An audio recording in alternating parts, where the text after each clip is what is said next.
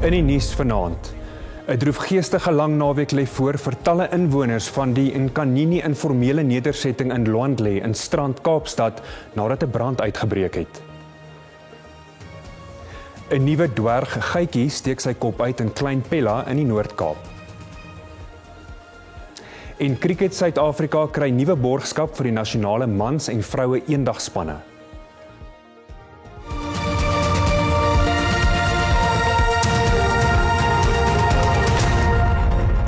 Goeienaand en baie welkom by die nuus in Afrikaans. Humanitêre hulp word aan inwoners van die Nkanini informele nedersetting in Lwandle in Strandgebied op wie daar 'n droewige Paasnaweek wag. Dit nadat 'n brand in die woonbuurt uitgebreek het wat deur sterk wind aangevuur is. Die getal mense wat haweloos gelaat is en die aantal huise wat afgebrand het, is nog nie bekend nie. Dit is 'n wedloop teen tyd vir diegene wat alles verloor het. Sommige van die inwoners is ook bevrees dat hulle hul erwe kan verloor en probeer dus so gou as moontlik weer hulle strukture opslaan. That's terrible. Remember, we had plans also. We wanted to go to Eastern Cape. We wanted to go to church to see our families. But now it's impossible to do so because we must start from the scratch. That's the situation we are facing now. Die gemeenskap vra dat hulle dringend voor die lang naweek van boumateriaal voorsien moet word. The fire starting down on that side. Then I didn't take it out my stuff because when I look, the fire is still far, you see. The fire goes up. I think I take out a little bit of stuff. Most of the things is burned in the house. It was very dense. Structures were close to each other. Hence, most of the firefighters could not manage to get inside to extinguish fire because it was very dense. So we had a kind of a meeting yesterday where we appealed to the residents that when they are rebuilding structure, at least they must leave space in between. Die humanitêre hulporganisasie Gift of the Givers gaan vir die volgende paar dae in die plakkerskamp warm maaltye en basiese noodsaaklikhede voorsien. What's happening behind us, they're starting to build it already, it's very dangerous. There's live electricity wires running around, the sewage is still currently flowing. This area first has to be cleared out before people build again. We do understand the desperation, but we're also pleading with people to not put their lives at risk because the rainy season is upon us. As they are building now, the drains are blocked. There's still debris lying in the pipelines that has to be cleared out. Vanessa Puna, SAK nuus, Kaapstad. Rampbestuurspanne in KwaZulu-Natal is op 'n hoë gereedheidsgrondslag met swaar reënval wat regoor die provinsie voorkom en 'n sneeuvalwaarskuwing wat vir die Paasnaweek uitgereik is. Die Suid-Afrikaanse Weerdiens het 'n vlak 5 waarskuwing uitgereik wat kommerweek voor die Paasnaweek reise. Inwoners in informele nedersettings is bekommerd dat hulle huise meegesleer kan word. Die provinsiale departement van vervoer en menslike nedersettings sê rampbestuurplanne is in plek om inwoners se veiligheid te midde van swaar reënval te verseker. Unfortunately, in these areas, we want to talk closer to eThekwini municipality on the issue of law enforcement and the bylaws. Some of the people here in this area benefited in terms of the human settlements allocation, but still are renting their benefited process and come back to this informal settlement, which caused a major problem for us. The MEC for Kokta, Reverend Buthelezi, has assured residents that disaster management teams will continue to be on alert and monitor the weather conditions. The ongoing rainfall continues to pose a risk for the following impact: further flooding of roads and settlements, increased risk of damage to bridges, continued potential displacement of communities. Disaster management teams continue to be on alert and are monitoring areas that are prone to weather-related incidents. The MEC Inwoners word versoek om ag te slaan op die weerwaarskuwings. Padgebruikers in Mpumalanga word gemaan om hulle aan die verkeersreëls te onderwerp, andersins sal hulle die gevolge dra. Die provinsiale regering het 50 nuwe verkeersvoertuie tydens 'n bekendstelling van die Paasnaweek padveiligheidsveldtog in Mbombela oorhandig. Meer as 600 wetstoepassers sal oor die lang naweek op die provinsie se paaie ontplooi word. Verlede jaar is 17 noodlottige ongelukke in die provinsie oor die Paasnaweek aangemeld. We are calling for zero tolerance on non-compliance, and we are working as multidisciplinary teams, including SAPS, immigration, and so on and so forth. So we believe that there's going to be a lot of arrests, but what we need to do is to ensure that there's compliance on the ground. Die polisie en munisipale beamptes sal na verwagting die provinsie se paaie saam met verkeersbeamptes monitor. We are going to deploy around 610 traffic officials. Also in collaboration with SAPS, we are going to add, and also Department of Public Works, we are going to bring their official so that we come together, and all the municipalities, Mbombela and Nkomazi and other municipalities in the province, we are going to come together and work as a collective. Motoriste verwelkom wetstoepassers se pogings om die paaie veilig te hou. When I see this operation, I believe that they are here to help and to control on the road if ever we are driving safely, and the car that we are driving, is it roadworthy, and to control everything. Daar word tans gewoeker om die toestand van die provinsie se paaie voor die lang naweek te verbeter.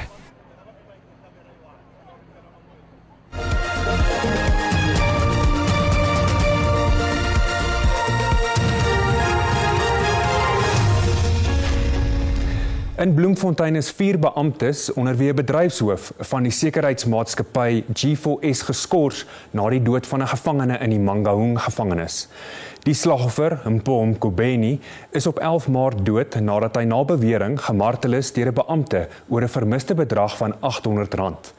'n nadoodse ondersoek toon hy is dood weens komplikasies na blootstelling aan pepersproei, asook 1 of meer houe met 'n stomp voorwerp. Lydens 'n verslag van die kommissaris van korrektiewe dienste het senior G4S beamptes was hulle nie teenwoordig tydens 'n klopjag nie. Die kommissaris, Makgoti Tobakgale, sê dat G4S en sy werknemers die waarheid probeer verdoesel en die ondersoek probeer belemmer het. Die persoon wat doodgeskiet is by die Walter Sisulu Universiteit in Mthatha is geïdentifiseer as die 24-jarige derdejaars student Sisonko Mbolekwa. Sy familie van Matatiel in die Oos-Kaap het hulle teleurstelling uitgespreek oor die manier waarop die instelling sy dood hanteer het. Studente het die strate ingevaar om te betoog oor die swak toestande by die koshuise by die Nelson Mandela Rylaan kampus. 2 ander studente is ook beseer. Die Jocelyn Smith binneverhoor wat in die rondgaande Hooggeregshof in Saldanha aan die Kaapse Weskus sit, sal na verwagting môre die verrigtinge afsluit met beskuldigde nommer 2, Stefano van Ryn, wat steeds deur die staat onder kruisverhoor is. Die verhoor is om die toelaatbaarheid van Ryn en beskuldigde nommer 1, Jacqueline Apollos, se verklaringe te bepaal. Die 2 beweer die polisie het hulle gemartel en gedwing om die bekentenisse te maak. Regter Nathan Erasmus het van Ryn geadviseer om nie te antwoord as hy nie seker is nie. In Bloemfontein het die voormalige premier van die Vrystaat, Ys Magashule, onskuldig gepleit op alle aanklagte teen hom in die R255 miljoen asbesdak verwyderingssaak. Magashule, die 13de beskuldigde, beweer dat die klagtes teen hom ongegrond en polities gemotiveerd is. Dit is dag 2 van die saak in die Vrystaatse Hooggeregshof. Sekere aanklagte is teen beskuldigde 17, Morwadi Cholota, teruggetrek. Cholota het versoek dat al die aanklagte teen haar in die hof gelees word, in teenstelling met die ander beskuldigdes. In haar pleit sê sy dat die hof nie die jurisdiksie het om haar te verhoor nie, en dat sy onskuldig pleit op alle aanklagte teen haar.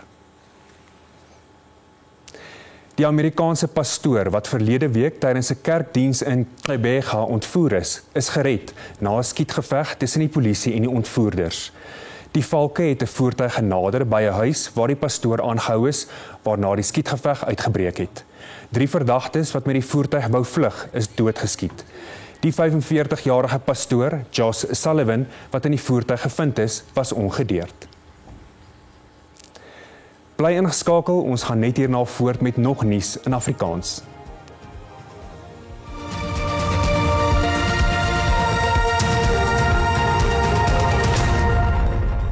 Welkom terug. Die ANC se tesourier-generaal Dr. Gwen Ramokgopa is vol vertroue dat 'n ooreenkoms tog tussen die RNE-partye bereik sal word, ondanks onderhandelings wat vasgeval het. Ramokgopa het by die progressiewe sakeforums geleentheid in Hyde Park in die noorde van Johannesburg gepraat. Die mobilisering en van beleggings vir die Suid-Afrikaanse projekte is deur sake-eienaars en Chinese beleggers onder die loep geneem. Dit te midde van die VSA se verhoogde tariewe op tientalle lande. Ramokgopa sê die RNE-partye dra die land en sy mense se belange op die hart en is van voorneme om die begroting op die beste moontlike wyse deur te sien. We have agreed that there will be just one spokesperson. For now, we've agreed with all parties that this is not cheap politicking. Our discussions are for the best interest of our country and not narrow party political interests. Met die 0,5% BTW-verhoging, wat bo alle verwagting op 1 Mei geïmplementeer gaan word, glo Ramokgopa dat daar wel 'n deurbraak sal wees. We are finding one another because we are all South Africans and all of us are saying we have the interest of South Africa at heart. Ramokgopa het die belangrikheid van Suid-Afrika se handels- en beleggingsverhouding met China uitgelig. It's a new terrain altogether that we can't all be dependent on America. This process is also part of what we've long discussed and agreed to, that we must work towards depending on ourselves and trading on a mutually beneficial basis. Sodra die onderhandelings tussen die RNE-partye afgehandel is, sal die ANC se uitvoerende komitee oor die uitkoms ingelig word. President Cyril Ramaphosa gee te kenne dat die Oos-Kaap se trae ekonomiese groei grootliks die gevolg is van swak regering en korrupsie. Die president sê die Oos-Kaap het 'n rykdom hulpbronne soos grond, hawens en universiteite, maar kry ekonomies swaar. Ramaphosa het vir 'n tweede dag vergader met provinsiale en plaaslike regeringsbeamptes in Gqeberha. Die Oos-Kaap is die armste provinsie in die land met 'n werkloosheidsvlak van 36%. 49% van jong mense in die provinsie is werkloos. Swak regering en verkwisting van openbare geld is van die faktore wat ekonomiese groei kortwek. The province's growth and development is also significantly hampered in a number of ways, some of which have to do with poor governance, mismanagement of public resources, corruption, and this particularly happening at municipal level. Motorvervaardiging is die ruggraat van die Oos-Kaapse ekonomie en die provinsie is 'n vervaardigingsspulpunt. Amerikaanse invoerheffings is egter 'n bron van kommer. Tariffs, Mr. President, is really going to be a serious pinch from where we are seated. I know this morning I had a worrying message from the CEO of Mercedes-Benz for a meeting that he would want to have and couldn't hide it, that the issues about tariffs. Die Oos-Kaap het aansoek gedoen vir 'n reddingsboei of skuldverligting van munisipale skuld aan Eskom. Die provinsie vra ook dat befondsing van infrastruktuurprojekte versnel word. Openbare sittings van die Nasionale Raad van Provinsies het die publiek kans gegee om terugvoer te gee op finansiële wetsontwerpe wat voortvloei uit die begrotingsrede. Terugvoer is voorgelê oor die wet op inkomsteverdeling, die wet op bewilliging en die wysigingswet op Eskom skuldverligting. Minstens 10 organisasies het mondelingse voorleggings gedoen voor die bewilligingskomitee en 'n verdere 2 het skriftelike insette ingedien. Voorleggings het meestal gehandel oor die beoogde BTW-verhoging. Items like maize meal, fruit, vegetables and other basic necessities are already zero-rated but remain unaffordable for many households. That is why we have been campaigning for food prices to fall. Expanding zero-rated items can be a small step in the right direction, but it does not undo the damage of a VAT hike. We are encouraged to see the shift away from harmful spending cuts, and like others have said, concerned that this was only made possible by a regressive VAT increase. And we feel as though National Treasury has failed to adequately engage with the alternatives provided. The main issue that we have, though, is still on the fiscal framework that was passed in Parliament a few weeks ago, because it included a 0.5% VAT increase to fund this expenditure side. So we're really urging and saying that it is not too late to course correct. Die vakverbond COSATU meen dat infrastruktuurontwikkeling en die staatsdiens alternatiewe befondsing moet kry. There is still space to assist with alternatives to the VAT and PIT hikes. Number one is to engage the Development Bank, the Industrial Development Corporation, the Public Investment Corporation. They're not at least 25 to 50 billion rand worth of economic infrastructure projects they could take over from the state balance sheet. Die nasionale tesourie sê hy het kennis geneem van die insette en sal mettertyd reageer. Wilhelmina Luthuli, skoondogter van hoofman Albert Luthuli, het by die heropening van sy doodsondersoek getuig dat hy 'n kopbesering gehad het en dat sy geen ander beserings aan sy liggaam opgemerk het nie. Sy was die laaste persoon wat hom die dag van sy dood gesien het. Die oorspronklike ondersoek in 1967 het bevind dat Luthuli per ongeluk deur 'n trein in Groundville, KwaZulu-Natal getref is. Sy het ontken dat hoofman Luthuli ongesond, swaksiende en hardhorend was. Sy sê sy het so wat 'n uur nadat sy gehoor het Luthuli is beseer, by die Stenger Hospitaal aangekom waar hy op 'n draagbaar gelê het. Volgens haar het Luthuli haar herken, maar kon hy nie praat nie. Who was lying on a stretcher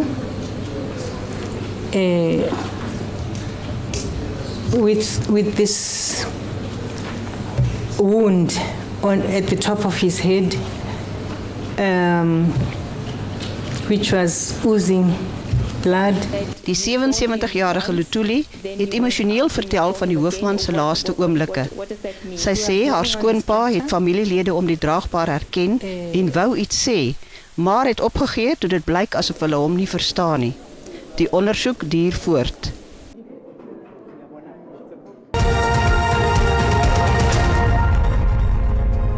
Kom ons kyk hoe die markte kort gelede om 8 uur vertoon het.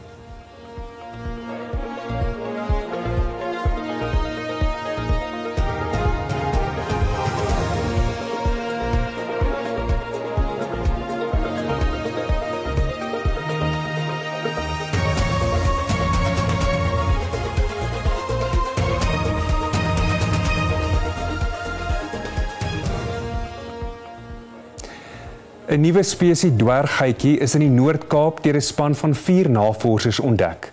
Suid-Afrika se nuutste reptiel is die gravel pygmy gecko, oftewel sy wetenskaplike naam die Gogia sabula.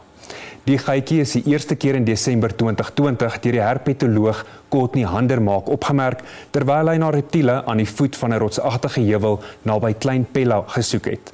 Dit het byna 4 jaar geneem vir Luke Kemp, Courtney Handermaak, Werner Conradie en Chad Keats om die nuwe fonds te bevestig en gepubliseer te kry. Dit was 'n toevallige ontdekking.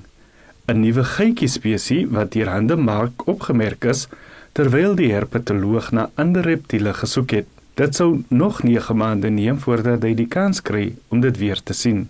It took a while for us to get back to it. I'd made a mental note that there was this strange little gecko out there. And then 9 months later, with my good friend Luke Kemp, we were back in that part of the Northern Cape. And we managed to find a further 6 individuals of that gecko species.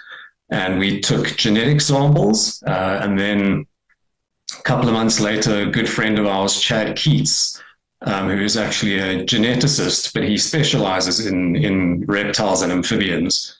So we gave those samples to Chad, he analyzed them, and he compared them with genetic samples from other species, and the results came back, and it was conclusive that it was genetically distinct. Die ontdekking is vroeër vanjaar in 'n internasionale joernaal gepubliseer, maar dit is net die begin van die studie van die grysdwergie geitjie.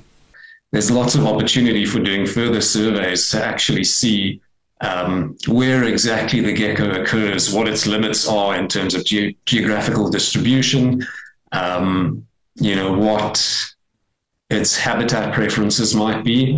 We have a very small scale, very fine scale idea of where it occurs, but it's possible that it's slightly more widespread within the Northern Cape. Maybe it crosses the Orange River into Namibia as well. Terwyl verskeie ekspedisies in die biodiversiteit ryke Noord-Kaapse koppies, veld en riviere reeds talle ontdekkings opgelewer het, word nuwe plant- en dierespesies steeds gevind. Ulrich Hendricks, SAK nuus, Kimberley, Noord-Kaap. Cricket SA kry 'n nuwe borg en ons bring jou die weer vir môre. Bly by ons.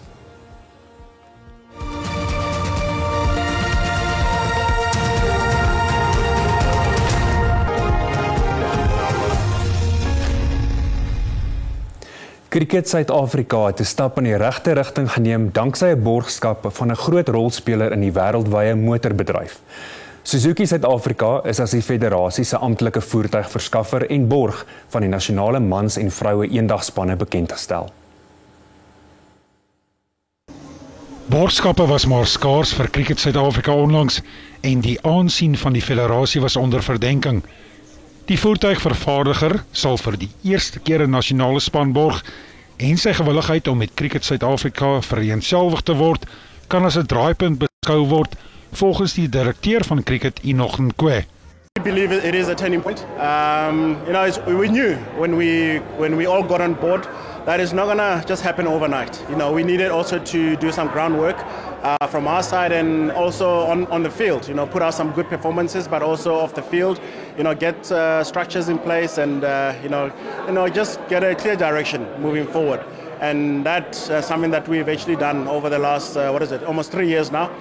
Nasionale spelers soos Rassie van der Dussen voel 'n vennootskap met so 'n bekende handelsmerk kan tot die nasionale spanne se voordeel strek.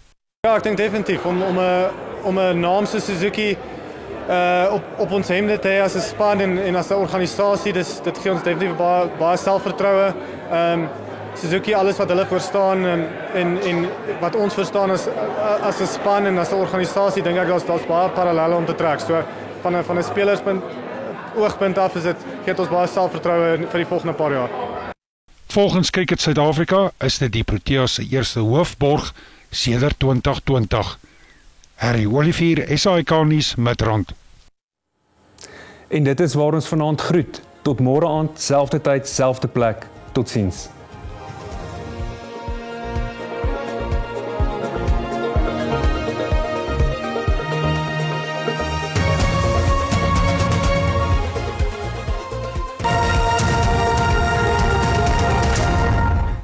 Goeienaand en hartlik welkom by die weer.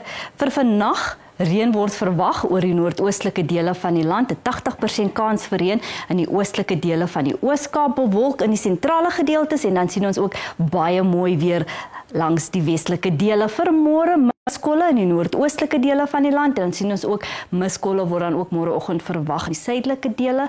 Ons sien ook dit is bewolk met 'n 30% kans vir reën in die noordoostelike dele van die land. Vir vannag is daar 'n geel vlak 2 waarskuwing uitgereik vir swaar reën wat verwag word in dele van die Oos-Kaap en dan vir môre is daar ook 'n waarskuwing uitgereik vir toestande bevorderlik vir die ontstaan van weggolfveldbrande wat dan ook verwag word in dele van die Noord-Kaap en dan ook in die Wes-Kaap. Ons kyk nou na ons minimum en maksimum temperature. Gauteng verspreide buie en donderbuie, Pretoria en Bronkhorstspruit albei 12:21. In Limpopo reën word verwag in grootste gedeeltes van die provinsie. Tzaneen het 'n maksimum van 23, Mokopane 15:22 en dan Lephalale 'n minimum van 17 en 'n maksimum van 26. Mpumalanga, Carolina 11:21, Skukuza 'n maksimum van 27 en dan Mkondo 14:19. Ons volgende provinsie is KwaZulu-Natal, koel in die provinsie Pietermaritzburg 10:21, Durban 17:24 en dan Vryheid het 'n maksimum van 21. In die Oos-Kaap, Mthatha minimum van 9, ons sien Oos-London 'n maksimum van 21 en dan Willowmore het 'n minimum van 9 en 'n maksimum van 19. In die Wes-Kaap baie mooi weer en sonnig, langs die Weskus Vredendal 'n maksimum van 33 en dan Kaapstad 'n maksimum van 28. In die Noord-Kaap, dit is waar die brandgevaarwaarskuwing ook uitgereik is. Springbok 'n maksimum van 30, Sutherland 'n maksimum van 23 en dan De Aar het 'n minimum van 7. In die Vrystaat sien ons Sasolburg 'n maksimum van 23, Welkom en Bloemfontein albei 'n minimum van 7. Ten slotte Noordwes, ons sien reën word verwag in gedeeltes van die provinsie. Potchefstroom 'n maksimum van 24, Vryburg 9:25 en dan Swaziland het 'n minimum van 8. Dit is dan al van my en die weerdiens. 'n rustige aand verder.